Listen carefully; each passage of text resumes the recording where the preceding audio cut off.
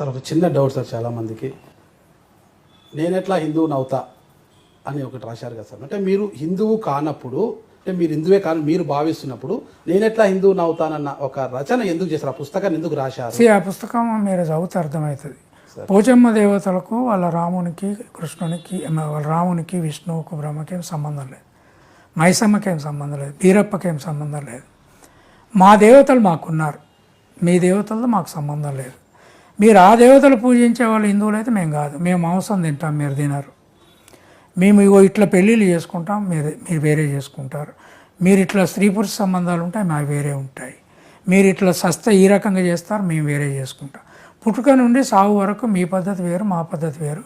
మీరు హిందువులు అయితే మేము కాం, మేము ఒకవేళ అయితే మీరు కాకూడదు. అది పంచాయతీ. ఎవరితో శత్రుత్వం లేదు, ఏం లేదు. భారతదేశంలో తీసుకుంటే ఎంతోమంది ప్రొఫెసర్లు ఉన్నారు, ఎంతోమంది రచయితలు ఉన్నారు, దళిత రచయితలు కూడా ఉన్నారు, ఎంతోమంది ఉన్నారు.